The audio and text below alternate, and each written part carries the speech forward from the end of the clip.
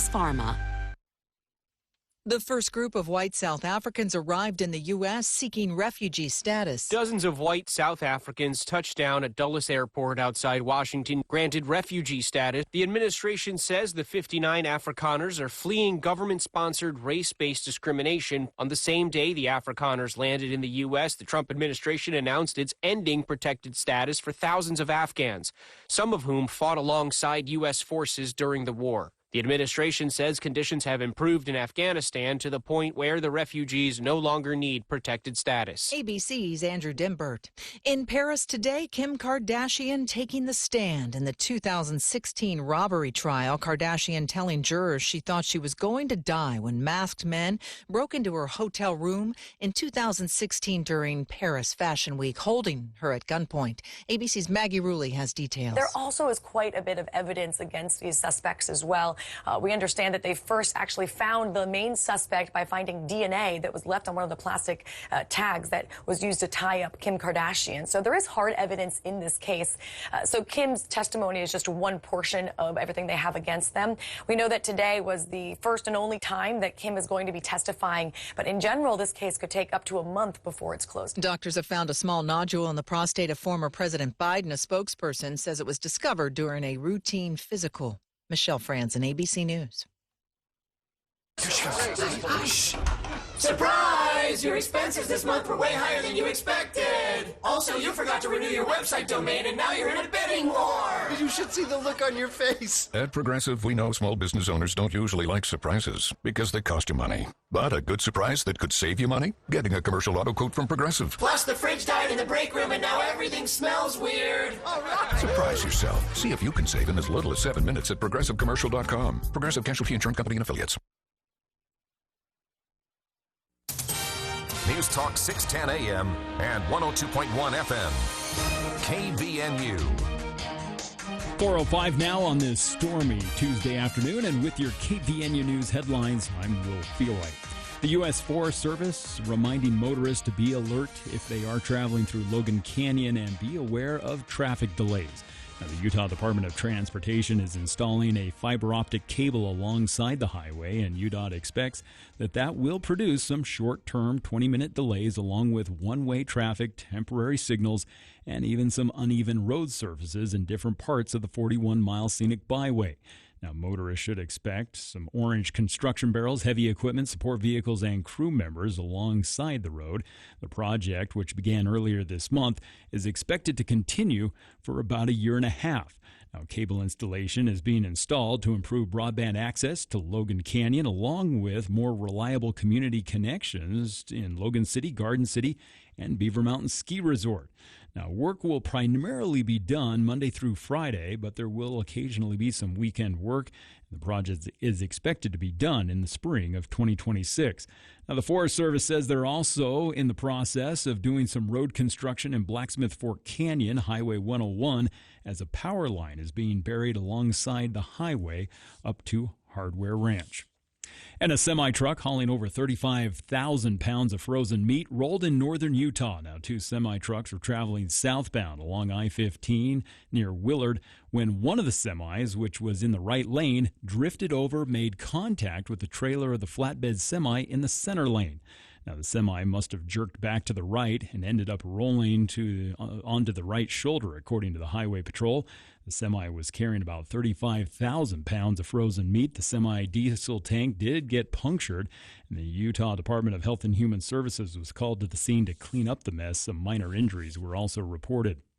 And a woman was shot and killed by deputies who were responding to a domestic violence incident in Duchesne County over the weekend. Now, law enforcement say they responded to the scene Saturday night around 9:30, and when they arrived, a woman walked out of a home carrying a handgun. Now, deputies ordered her to drop the weapon, but she allegedly raised it and pointed it at them, causing a deputy to fire at her, striking her in the chest. Now, medical personnel attempted life-saving measures, but she died at the scene. The case is being investigated now by the State Bureau of Investigation. Well, clouds and some showers expected to continue on and off over the next couple of days as temperatures been much cooler today, only in the low 50s, and tonight Well, we're going to drop into the low 40s. We'll continue to see clouds and a chance of some isolated showers, thunderstorms continuing over the next several days as temperatures gradually will warm back into the 60s by Thursday and Friday. But we still have a chance of showers and thunderstorms all the way through the rest of the week, into the weekend, and possibly into next week as well. And weather at the top of the hour here, as part of the news, is brought to you by Logan Extermination. They are ready to help you green up your yard and take care of the creepy crawlers and keep them from getting inside your home. It's Logan Extermination. Give them a call at 752-8450. And I'm Will Feelright with your KVNU News headlines, as KVNU's For the People show with Jason Williams is coming up next. Today's hearing aid technology can improve not only your life, but the lives of the people who care about you. Once again, you'll be able to hear the reason for their laughter and understand conversations. Dr. Paul Daines at Cache Valley Hearing and Audiology will customize a hearing improvement program to meet your unique requirements, whatever they are. Call Cache Valley Hearing and Audiology for an appointment and let them show you how. Bring back what you've been missing. Bring back Cache Valley Hearing and Audiology. News and current events. News Talk KVNU, 610 AM and 102.1 FM. Daryl's Appliance is celebrating 55 years in Cache Valley. This is Jay from Daryl's Appliance. Guess what? It's also May is Maytag month, and we are teaming up to give you the best service to go with the big Maytag price breaks and rebates. Why buy Daryl's? Your neighbors say it's our service. Celebrating all month long at Daryl's Appliance, located west on Airport Road. Hurry in today and experience the Daryl's difference.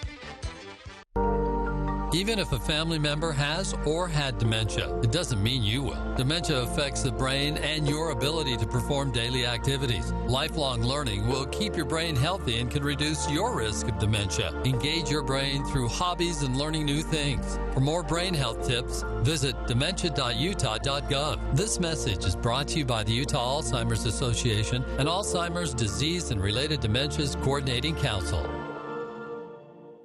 The Ramsey Show. So there's this $15 billion company that does food orders, and they've hired Amazon execs who come in and changed it. Well, one of the warehouse managers got disciplined because a package was not packed in 3 minutes. The employee went to the bathroom. The higher-up comes in the next day and sends an email and says, what are we going to do about this? How do we anticipate this? Gee, I don't know. Not leadership, nannyship. Yeah, this gives me gas. Can't go to the bathroom. Oh, hey, you only have 2 minutes. Dave Ramsey, evenings on KVNU 610 AM and 102.1 FM.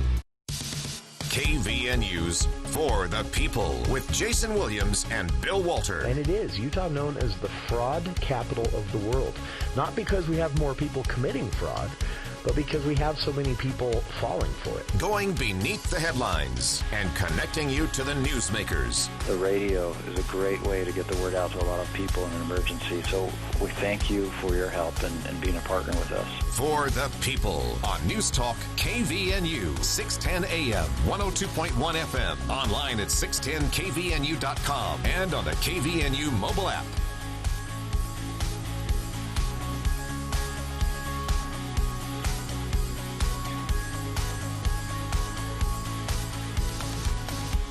Welcome to KVNU's For the People.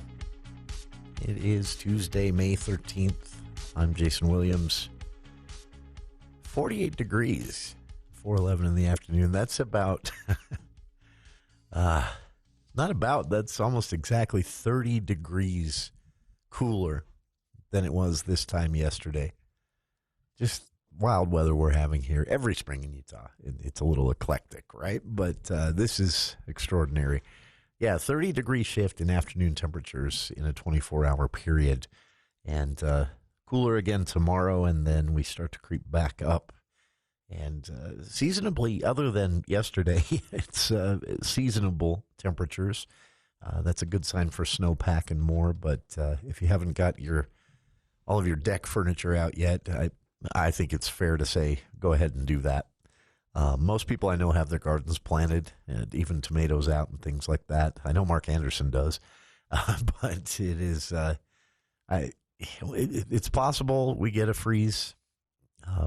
The conventional wisdom is always wait until Mother's Day last weekend to do your planting, because then you're mostly safe. But Yeah, it could still happen. It can happen up until, it's not record-breaking to have it freezing temperatures in the first part of June. Late part of June would set a record, but still, it does happen. But I think we're in the clear so far. But I was looking at the rivers today. I had an opportunity to go up the canyon on the clock, and it doesn't. We're not seeing the swell in the river that we've seen in previous years. A drier winter combined with, again, other than yesterday, pretty seasonable temperatures. The snowpack, either there is not a lot left already, which according to the snowpack maps, that isn't the case, or it's melting slowly, which we want. But yeah, the rivers don't look, they're a bit higher and a bit faster and a bit muddier than, the middle of July, but it doesn't look too bad out there. We'll see. Fingers crossed that something drastic doesn't change. On tomorrow's program, Congressman Blake Moore will be joining us to talk specifically about two things. Putting his hand in a cow. You'll have to tune in tomorrow for the details on that. There is video online if you want to see it beforehand. And I'm not kidding. He put his hand in a cow. And Hill Air Force Base on the serious side of things. One of the reasons he wants to join us on the show tomorrow is, we reached out to his team because of a lot of questions we're getting, rumors we're seeing and hearing surrounding Hill Air Force Base, specifically in light of the cuts at the federal level due to Elon Musk and DOGE, the Department of Government Efficiency. It has led to layoffs at the IRS building there in Ogden. It has impacted several different industries here in Cache Valley, even with the pauses to grants and things like that, all part of that larger DOGE effort, which as of yet they're having trouble showing that they've saved money. In fact, there's evidence that they're costing money because I mentioned this last week. The USDA is now looking to rehire everyone that DOGE let go because they realized they didn't have enough people to do the job. Same is happening with the Federal Aviation Administration and some oopsies with airline travel because they're understaffed with people to actually sit in those flight towers. So if you're rehiring employees, any employer will tell you this, it costs more to bring someone back or to train someone new than it does to just retain the employees you have. So as to whether these efforts are saving us any money, we'll have to wait and see. But the impacts are very immediate. And a lot of people have been seeing rumors, and they are rumors, just spoiler alert, just rumors, that there are massive changes expected at Hill Air Force Base. And that's obviously concerning for folks in northern Utah in general, but specifically the Weber County area. We're talking tens of thousands of employees and a whole bunch more when it comes to the ripple effect economic activity. Those employees buy gas, eat food, go to restaurants, go to lunch, eat out at nights, rent apartments, buy homes, and they contribute a lot to the economy. So, this dates back to Congressman Rob Bishop's days with the massive cuts proposed after the big Tea Party wave. And same rumors went around then that Hill Air Force Base was on the chopping block. And that is, as of right now, that is just not the case. But one way that Hill Air Force Base is being affected by President Donald Trump through an executive order and by Elon Musk and DOGE, the Department of Government Efficiency, 20,000 employees at Hill Air Force Base now required to actually go to work in person. Remote work has been paused at Hill Air Force Base for the time being. This was a big effort years ago to start transitioning as many people as possible to remote work. Those who didn't work in any classified way or were working through contracted companies and didn't necessarily need to be taking up space there on site or driving to work and contributing to congestion and air quality problems. They let them work remotely. Well, the Trump administration, one of the first things they did is said that ends. Everyone has to go to work. We can do a larger show one day on the mentality of this, and I really think there is an age demographic, depending on where a person falls on whether remote work should be encouraged or discouraged. It almost always seems to fall down in some sort of age breakdown. I think those of older generations see this as people sitting around in their pajamas, not really doing a lot. Younger generation knows that many jobs can be done remotely, and it's actually smarter to do them remotely. Here in Utah, the goal of getting 30% of the state's workforce working remotely remains, but I did reach out of curiosity today to see where we're at on that goal, and no one could tell me. So I don't know if it's being aggressively tracked here in Utah. So back to the main story and why Congressman Blake Moore is joining us tomorrow.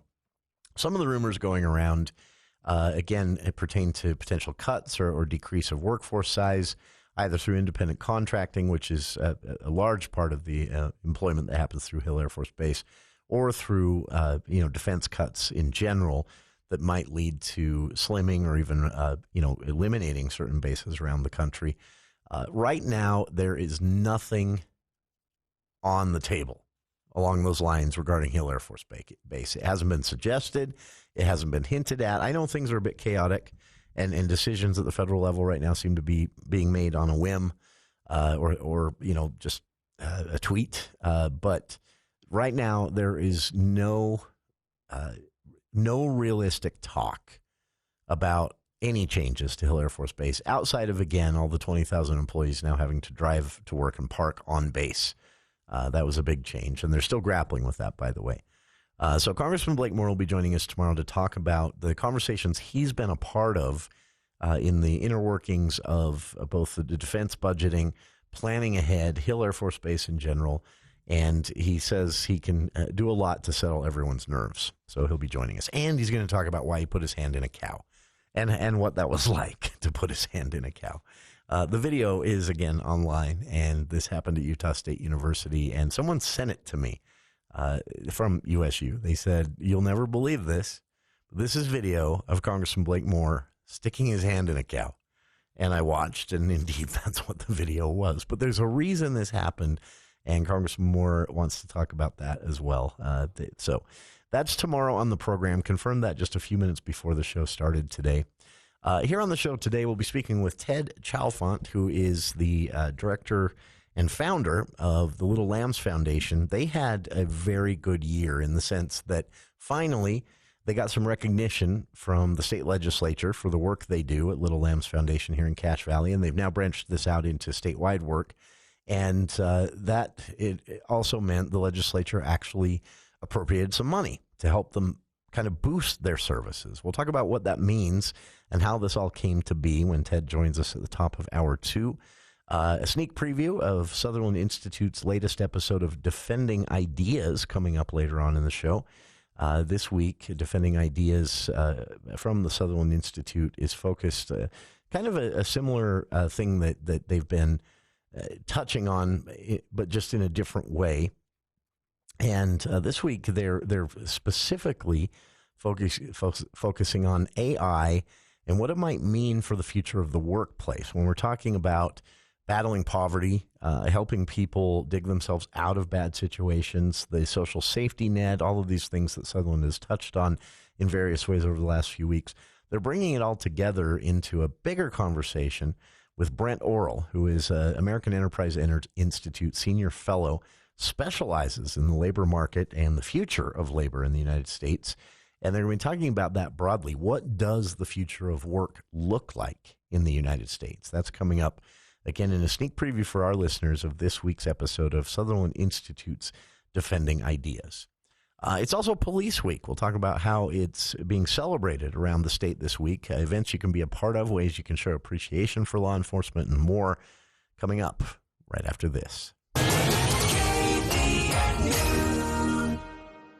Finding effective and affordable insurance solutions can be stressful. This is Matt Robbins with Quality First Insurance. As a kid growing up, my father, Gordon, took care of my insurance, and I knew I never needed to worry. I was covered. I've continued to provide that same service for my clients at Quality First. My team of experienced agents work hard to ensure every customer gets the help they need. Let's sit down and take the stress out of your insurance. Call us today, 435-752-0101.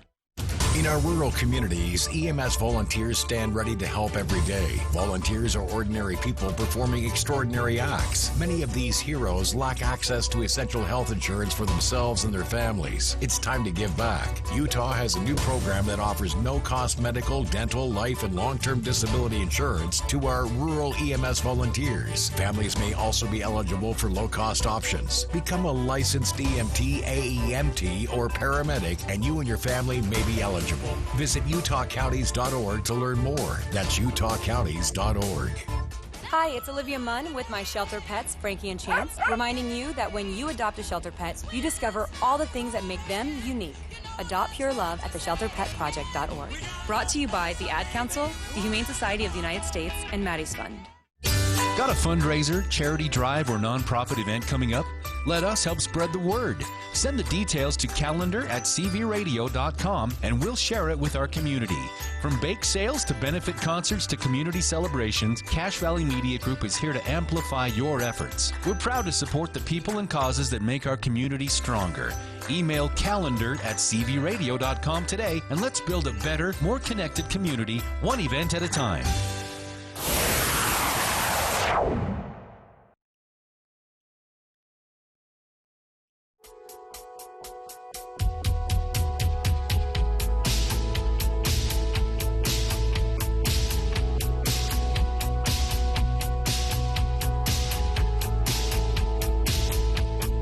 It's National Police Week this week, being recognized around the country with various events, all geared at, engaging with the community, getting people out to meet with police officers and law enforcement in general, departments of public safety. There are several events here in Utah planned, including on the 15th, a statewide fallen officer memorial service, which will take place in various locations along the Wasatch Front and more, recognizing those who have given their lives in the line of duty.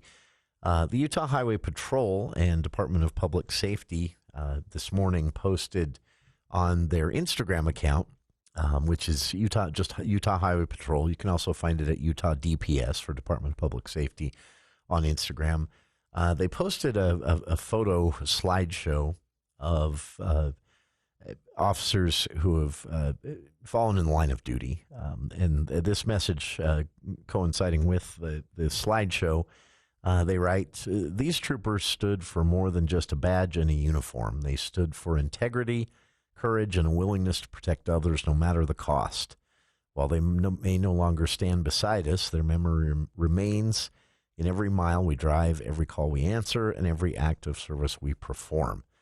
As National Police Week begins, we take time to reflect on the lives of those who gave everything in service to our communities here in Utah.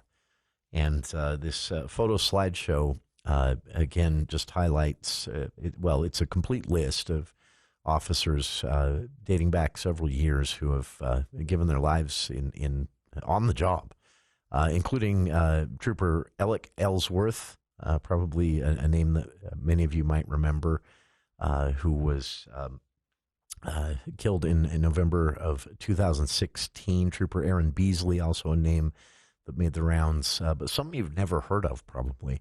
Lieutenant Tom Retberg, Trooper Randy Ingram, Sergeant Doyle Thorne, Trooper D. Lund, Trooper Joseph Brummett, Trooper Daniel Harris, Trooper Lynn Pearson, Special Agent Robert Hutchins, and who was killed way back in 1976, Trooper William Antoniewicz, killed in 1974. So, this goes back decades.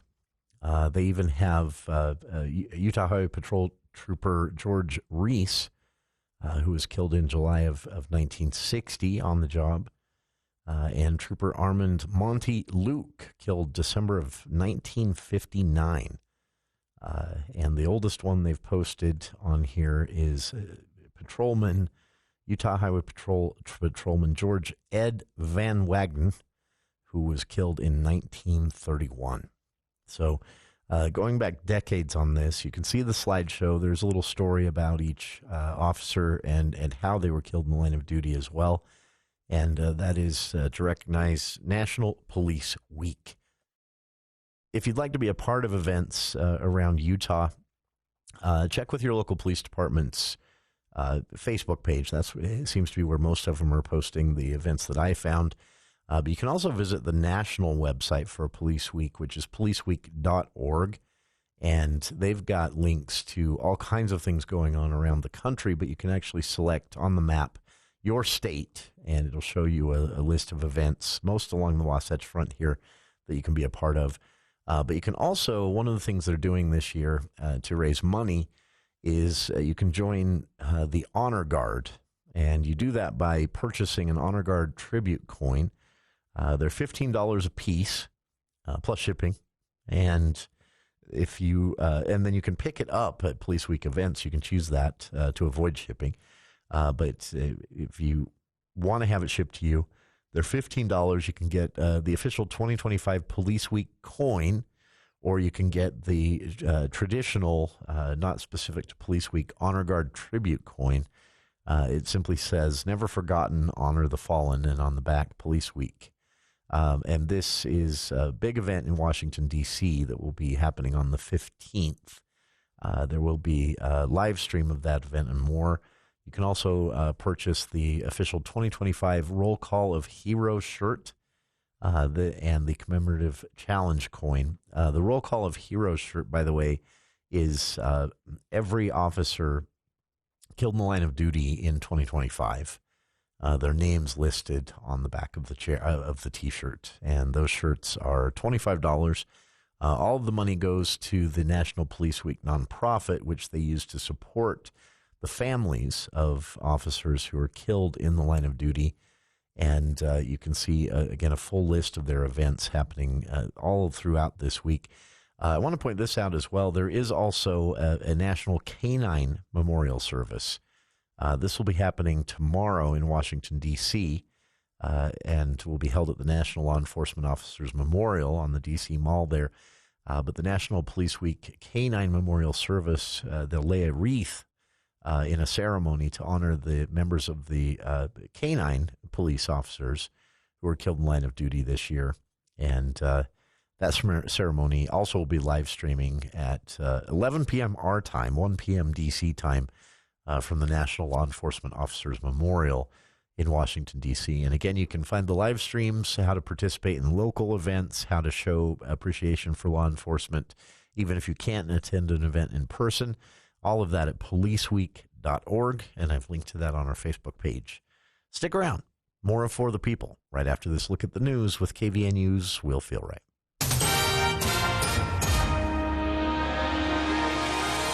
Well, thank you, Jason. Keeping more renters in their homes is one of the primary goals of a new Utah initiative. The Utah Housing Coalition has formed what they call a Landlord and Community Partners Coalition to cultivate better relationships and more equitable solutions for issues between landlords and their tenants. Now, a report from the Utah Housing Coalition found a 23% failure rate in Utah's Housing Choice Voucher program, which project manager Zoe Newman says underscores the need for action. Now, multiple bills to help renters have failed in the Utah legislature, and there's uncertainty about how federal funding for housing assistance will fare in the Trump administration's spending cuts.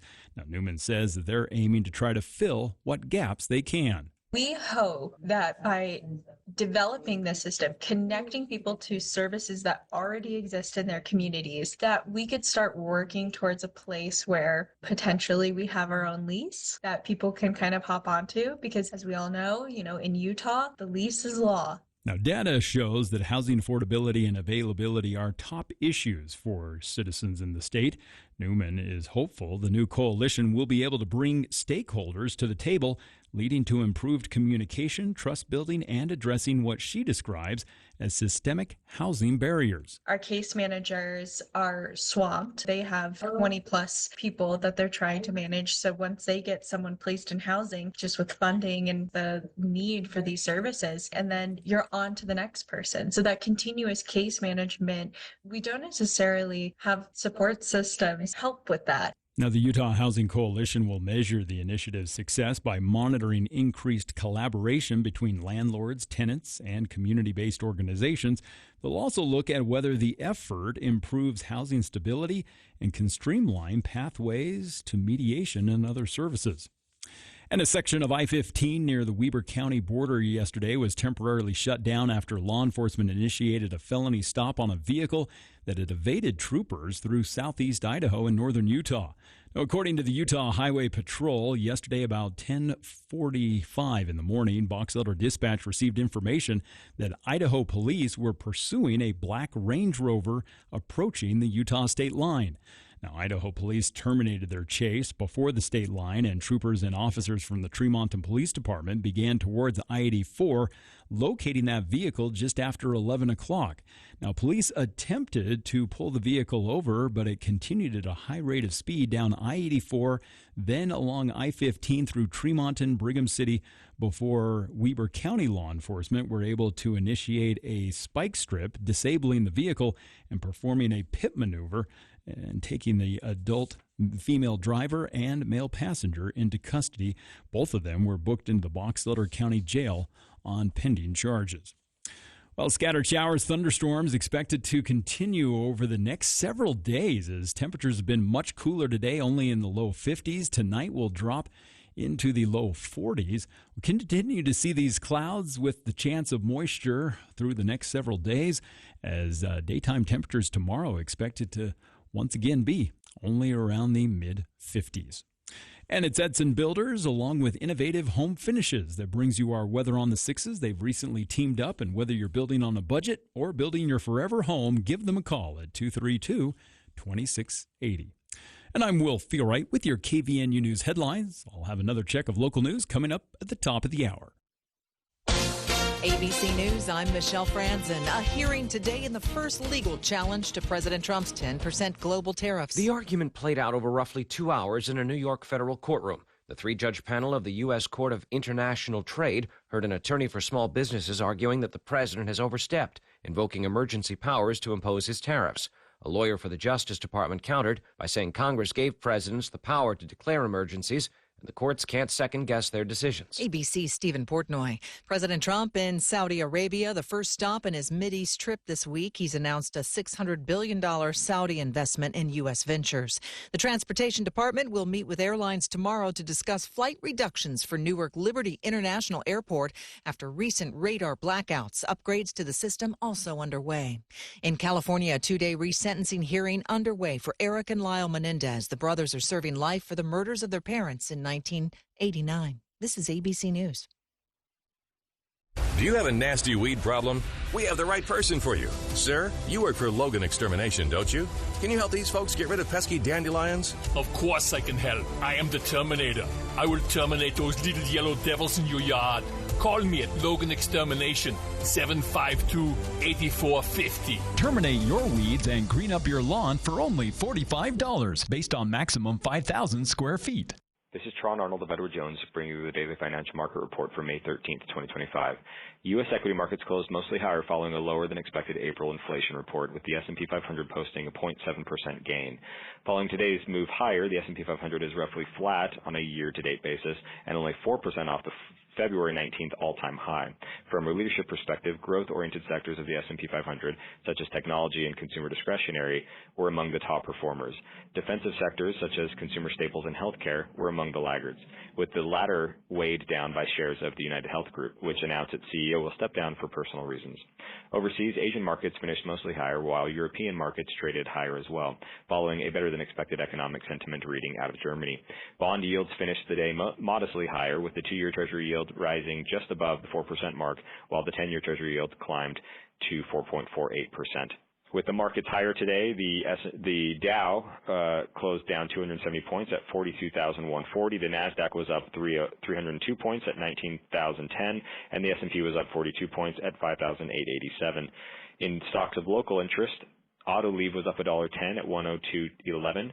Chevron was up 73 cents at 142.35. Home Depot was down $2.99 at 373.60. Kroger was down $1.55 at 67.49. Nucor was down $1.16 at 118.96. Walmart was down 87 cents at 95.88, and Meta was up $16.60 at 56.03. In commodity markets, the price of oil was up $1.70, closing at $63.65, and the spot price of gold was up $27.30 at $3,255.30. This has been today's financial market report, brought to you by Edward Jones and Tron Arnold, member SIPC, serving individual investors with personalized attention and long-term financial advice at 135 North Main in Logan. If you want more information, feel free to give us a call at 435-753-2915. Here's Chad, the lawn doctor, with a tip for your lawn. Years ago, we introduced a two-step soil enrichment service to our weed and feed program. Here is what our customers have noticed: improved water retention, reduced compaction, stimulated root growth, and an increase in nutrient and fertilizer uptake, resulting in a greener and healthier lawn this summer.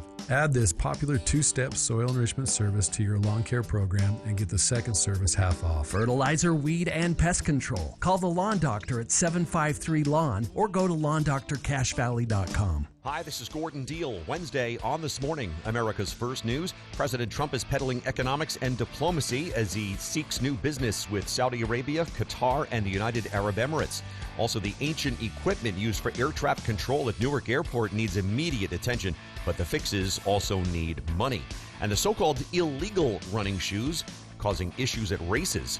Wednesday on This Morning, America's First News. From 4 to 6 on News Talk KVNU, 610 AM and 102 FM.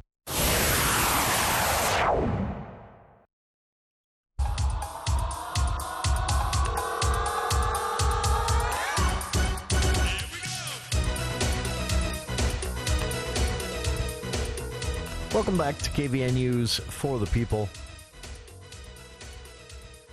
The phone noises there are to remind you, 753-5868. We're getting to it a little bit early this week to make room for a special guest. Ted Chalfant will be joining us at 5:10. Normally at 5:10 on Tuesdays, we run a sneak preview for our listeners of the Sutherland Institute's Defending Ideas, bumping it up into the first hour this week to make room for Ted, who's going to be talking to us about some last-minute announcements they've got for their Taste of Summer event and what it felt like to get some pretty big recognition as a nonprofit here in Cache Valley from the entire Utah legislature during the session because of the work they do. The big thumbs up from the legislature and some money. So we'll talk about how all that is playing out for Little Lambs coming up at the start of Hour 2. This week's sneak preview for our listeners of Sutherland Institute's Defending Ideas is an interesting one. They always are. But this one, especially for me, is an area where I've been reading and thinking a lot, which is AI. Couple of thoughts on AI. It's oversold. It's half-baked. It ain't ready. This is the self-driving car of the rose-colored glasses of tech bros. Will it be ready one day? I think so. And when that day comes, what does that mean? Well, one of the first places everyone starts thinking is, what does that mean for my job? Could AI do my job? Well, in a lot of cases, the answer could be one day, yes. But then there's the question of, should AI do your job? And that's a great question. I saw someone once say, AI you could replace teachers with AI. No. I mean, technically, I guess you on paper or on software could one day do that. It's a horrible idea that I think only someone who did not appreciate the importance of an education would suggest. But it is going to change some things. And that's the topic of this week's Sutherland Institute's Defending Ideas. Speaking with this week, the guy on AI, Brent Orrell. He's an AEI, American Enterprise Institute Senior Fellow, who specializes in the labor market, in a lot of his writing at least. And this week, host of Sutherland Institute's Defending Ideas, Nick Dunn, sits down with Brent to answer that very question. Will AI take your job? And 753-5868, because I guarantee this one's going to make you think, and you're going to want to say something about it. So without further delay, it's this week's episode of Sutherland Institute's Defending Ideas. Talk to you about artificial intelligence specifically, because you've been writing a lot recently about AI and its intersection with work and with the workplace and workforce development, and would love to kind of get your perspective on some of the big questions around AI right now. In particular, you know, that there's kind of this looming question of, well, is AI going to replace me? Is it going to take my job, or is it going to be an asset to help me be better at my job? And I'd love to start off by, what are your broad big picture thoughts on AI and its impact on work? So I think the answer to that question is, first of all, it's unknown. And we have to recognize that we are living in a period of great uncertainty, probably more uncertainty than we've experienced in terms of the future of work, I think, in decades, possibly a century, in terms of the arrival on the scene of a technology called a general purpose technology that has the potential to fundamentally rewire the entire economy. When that happens, when that has happened in the past, as with electricity, steam engines, you name it, going all the way back to the looms in the United Kingdom.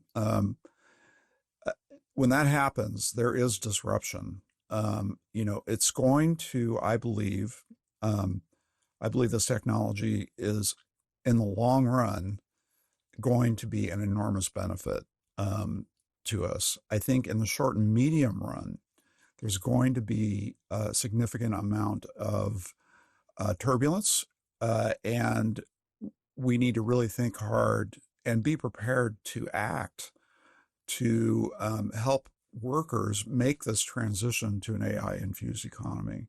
So I don't want to blow sunshine up on anybody.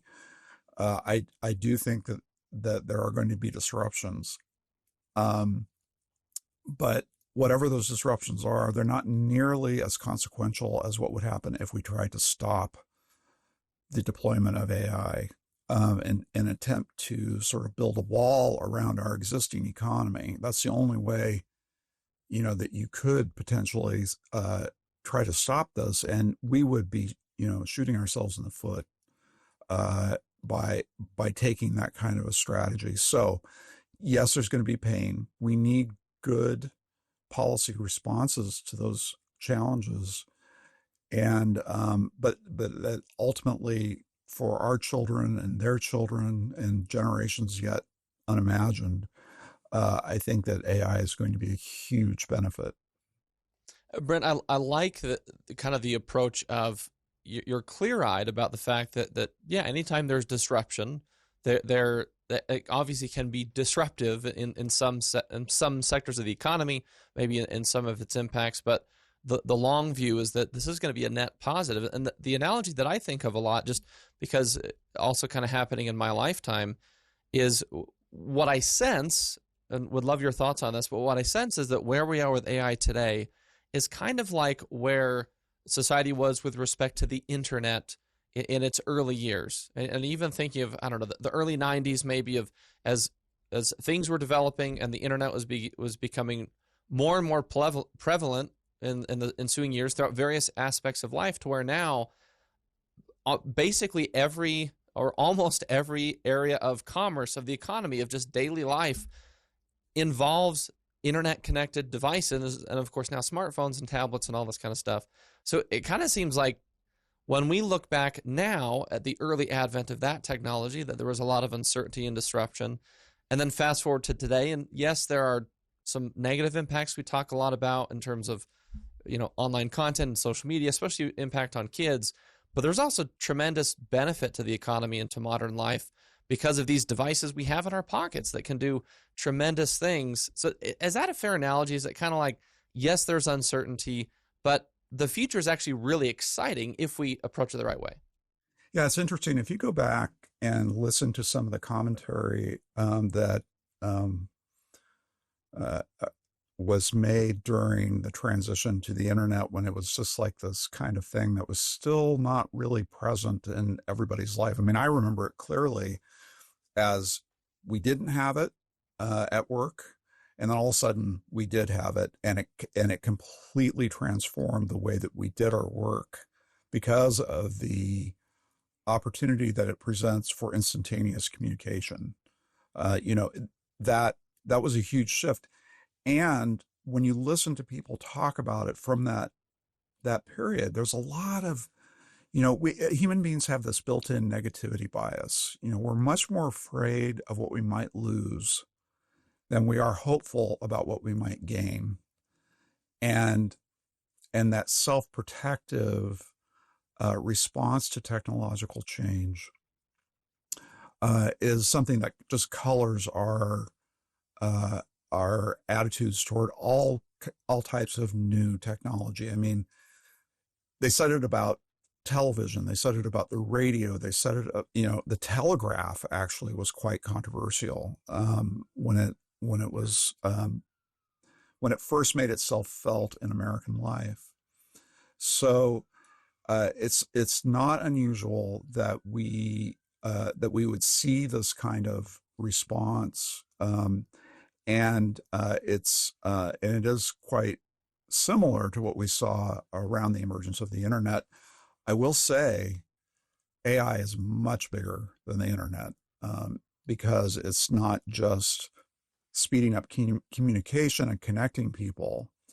It is augmenting the human brain, enabling us to do more and enabling us to create more, and taking on a bunch of tasks that, much like we saw with other episodes of automation, it's going to be taking on a lot of routine tasks that I'm not so sure that people always want to be doing.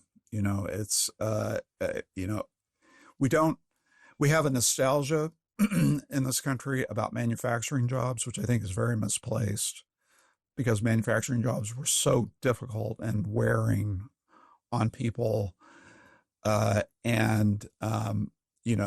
The transition to the information and knowledge economy has been a boon across the board for American society. But you see the transition problems I was referring to before. Some communities did not make the transition. So it's complex. There are challenges, and I'm still of the view that even though we are programmed, I think, to be skeptical and fearful, we need to overcome that and just accept that this is the future and get on board. It doesn't do any good to complain about it. And I think that the way to do that matters. As some of what you've written, you've articulated this, some of the other conversations, again, when we've had conversations about AI in other policy areas, and we'll have some additional episodes coming out in the future on kind of this intersection of AI touching on, in the past we've talked about elections, we're talking about work and workforce today, but sort of this question of what is the right way to approach this emerging technology? To your point, we can't, and from a human progress and flourishing standpoint, we shouldn't just say, no, stop it, kill it. But the way we approach it matters, and kind of that balance of, use the term integration. And I want to read a brief excerpt from a piece that you wrote for the AEI blog on this issue that's kind of, addressing this fear. There's nothing more daunting than having yourself quoted back to you. So go ahead, hit me with what I said. Well, hopefully you hear it and say, I agree still. Otherwise, if you want to argue with yourself, we'll see. But this is a piece that you wrote, and we'll include the link in our show notes for the AEI blog, where you write, contrary to popular fears, firms are looking for people to integrate AI tools into jobs that already exist, as opposed to hiring for standalone AI-focused roles. This means that, for the time being, AI is being implemented for augmentation as opposed to automation. and that hiring AI literate employees does not usually come at the cost of those already employed. Nonetheless, if workers want to remain competitive in an increasingly AI-dependent economy, it'll be crucial for incumbent workers to become AI literate. Brent, can you expand on that? It really seems to speak to this. There's a balance. There's an integration question. Right. What do you make? Yeah, of that? I mean, I do think that some of the biggest gains that we'll get out of AI are not uses of the technology that replace human labor as much as what we're going to get out of it through augmentation and helping people to do their jobs better, faster. Because they're working faster, they're able to do more.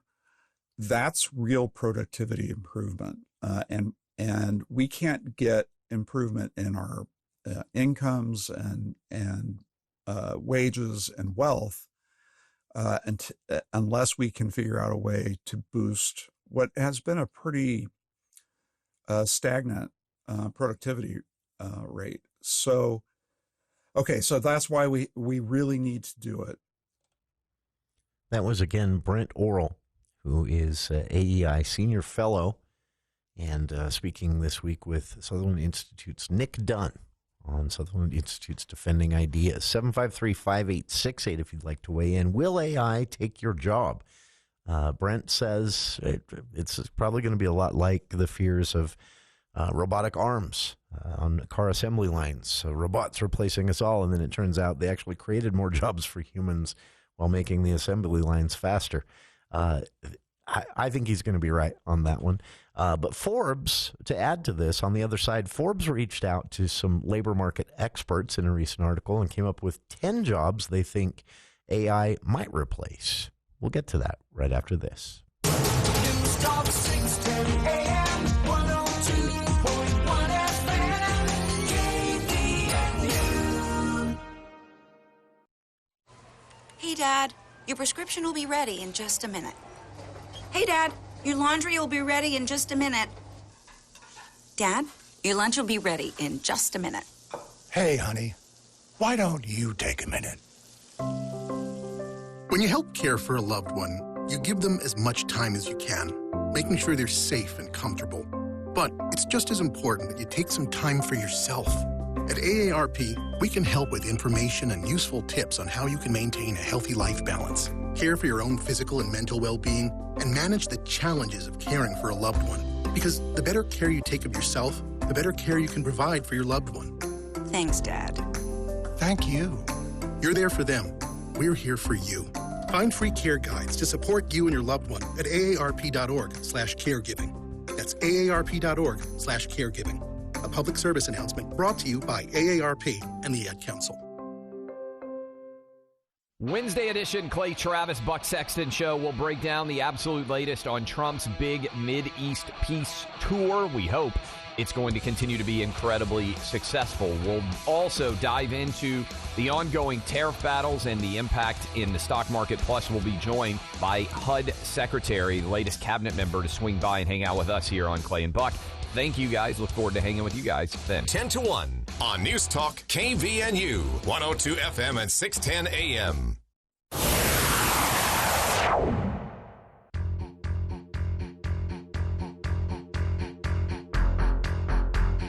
Welcome back to KVNU's For the People. You just heard this week's sneak preview of Sutherland Institute's Defending Ideas. You can hear the whole conversation at either sutherlandinstitute.org or defendingideas.org. Either one will get you there. Sutherland Institute, a conservative think tank based in Salt Lake City. Their goal to inform public policy here in Utah, specifically, of course, the legislature, but also, public opinion and more. And this week, speaking with Brent Orrell of AEI on AI, will AI take your job, was the question and topic for this week's Defending Ideas. And Brent, in short, said, I don't think so. He thinks it's going to be a lot like the fears in the late 70s, early 80s of automation and robotic arms taking everyone's jobs. In the end, we found out they created, they did take certain jobs, but they created additional jobs because then you had to have people servicing the arms and things like that. So the robot could work the assembly line, but then you had to have 2 humans working on the robot. And so in some cases, they actually ended up creating jobs. And he thinks AI will be similar. But he also agrees with me and with many tech experts that I've read and some that I know who have said this is just being oversold. In fact, one of my favorite quotes, Sam Altman, who actually founded the OpenAI Institute, said, if you look at what we're seeing from AI right now, it's actually quite dumb. So I thought that was a great quote from one of the people basically behind AI. But Forbes did, this is worth a read, the whole article. I've linked to it on our Facebook page. Forbes did reach out to some labor experts and tech experts, and they came up with 10 jobs that could potentially be replaced by AI one day. And those are customer service representatives. Makes sense. Some companies, Xfinity, for example, are already doing this. And isn't that fun if you've ever been caught in that phone chatbot loop? Would you like to speak to our chatbot for faster service and not sit on hold? Sure. Okay, here's how you do that. Click buy. You talk to the chatbot. Chatbot, I can't help you. You should call in. That's a fun experience. So another example that AI is maybe not quite ready. Car and truck drivers. This is an interesting one because sure, maybe one day a ways off. But there's also an issue behind a lot of this on, is the public going to like this? And I think when it comes to especially freight hauling, that's a legitimate question. Would there be public opinion pushback against automated, 80,000-pound vehicles out there on the highways?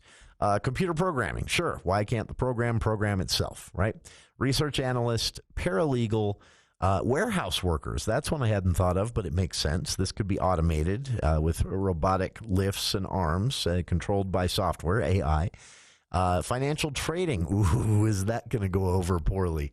But at the same time, yes, artificial intelligence could one day replace financial traders. We're talking Wall Street freak out if that happens. We're talking day traders here, the people who make money by taking guesses.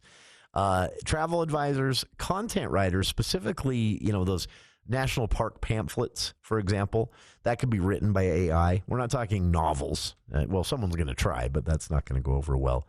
And finally, on the list from Forbes of jobs that could be replaced by AI one day, graphic designers. I don't know if I buy that one. I think I've seen some of the AI art that's being put out there. By the way, some people are making an AI movie, and I think that's going to set the whole AI thing back a good decade when people see that movie. We'll see how this all goes, but check it out. The full episode of Sutherland Institute's Defending Ideas can be found at sutherlandinstitute.org. And stick around, kicking off Hour 2 with Ted Chalfant, founder of the Little